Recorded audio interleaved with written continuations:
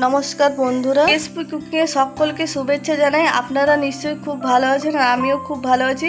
আজকে আমি আপনাদেরকে আলু ছানার দারুণ একটা রেসিপি বানিয়ে দেখাবো।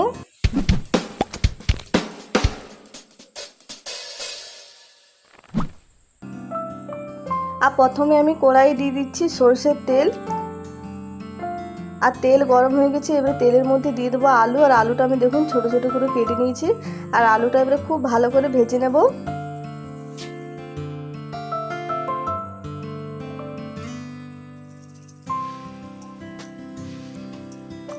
আর আলুর মধ্যে আমি আরও তেল দিয়ে দিয়েছি, সেটা আপনাদেরকে দেখানো হয়নি।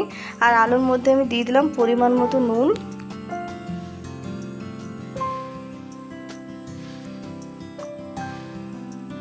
আর আলুটা দেখুন খুব ভালো করে ভাজা হয়ে গেছে। এর মধ্যে এবারে দিয়ে দিচ্ছি ক্যাপসিকাম। আর ক্যাপসিকামটা আমি দেখুন এইভাবে ছোট ছোট করে কেটে নিয়েছি। আর ক্যাপসিকামটাও দিয়ে কিছুক্ষণ ভেজে নেব। আর ক্যাপসিকামটা দেওয়ার পরে কিছুক্ষণ ভেজে নিয়েছি, এবারে আমি তুলে নিচ্ছি।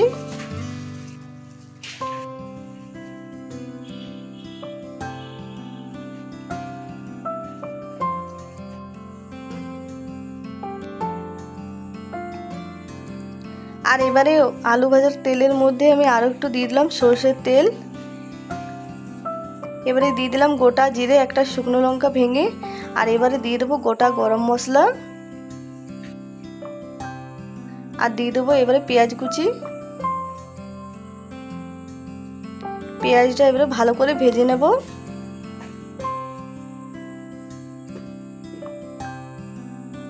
পেঁয়াজটা ভাজতে ভাজতে আমি এর মধ্যে দিয়ে দিলাম কাঁচা লঙ্কা কুচি।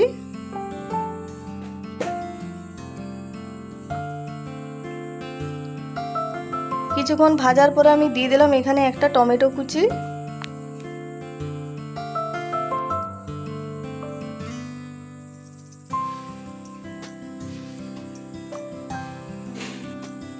আর দিয়ে দিচ্ছি লঙ্কার গুঁড়ো, দিয়ে দিচ্ছি হলুদ গুঁড়ো,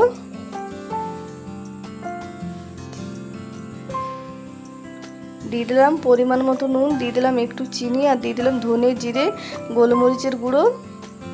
আর একটু জল দিয়ে ভালো করে মশলাটা কষিয়ে নেব।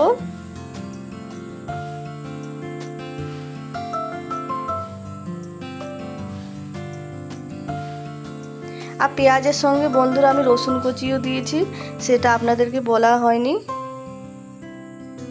আর মশলাটা কষিয়ে নিয়েছি ভালো করে। এবারে এর মধ্যে ভেজে রাখা আলু ক্যাপসিকাম দিয়ে দিচ্ছি। আর আলু ক্যাপসিকামটা মশলার সঙ্গে খুব ভালো করে কষিয়ে নেব। আর খুব ভালো করে কষানো হয়ে গেছে, এবারে এর মধ্যে ছানা আমি দিয়ে দেবো।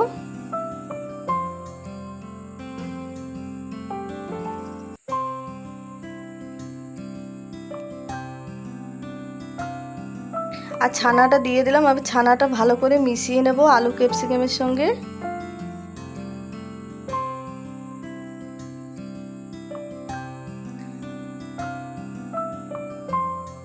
আর ছানাটা দেওয়ার পরে 1-2 মিনিট ভালো করে নেড়ে চেড়ে মিশিয়ে নিয়েছি। এবারে এর মধ্যে দিয়ে দিচ্ছি জল। খুব বেশি জল দেবো না, একটু জল দেবো, কারণ আলুটা ভাজার সময় অনেকটা সেদ্ধ হয়ে গেছে। আর একটু সেদ্ধ হবে, তার জন্য একটু জল দিয়ে দিলাম।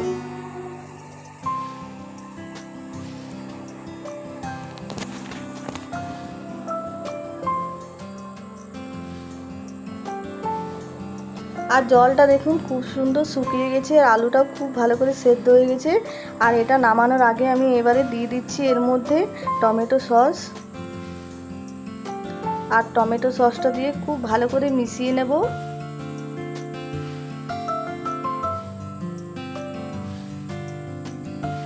আর খুব ভালো করে মিশিয়ে আমি নামিয়ে নিয়েছি দেখুন। আর এই রেসিপিটা এরকম শুকনো শুকনো নামাবেন, তাহলে বেশি খেতে ভালো লাগবে। আর এটা রুটি পরোটা কিংবা ভাতের সঙ্গেও খেতে পারেন, আপনারা খেতে ভালো লাগে।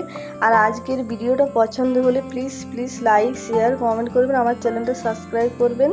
আর এটা খেতে দারুণ লাগে। আপনারাও বাড়িতে এইভাবে ছানার রেসিপি বানিয়ে খাবেন। আর আমার কমেন্টে নিশ্চয়ই জানাবেন কেমন হয়েছে কেমন না। আর পাশে থাকবেন।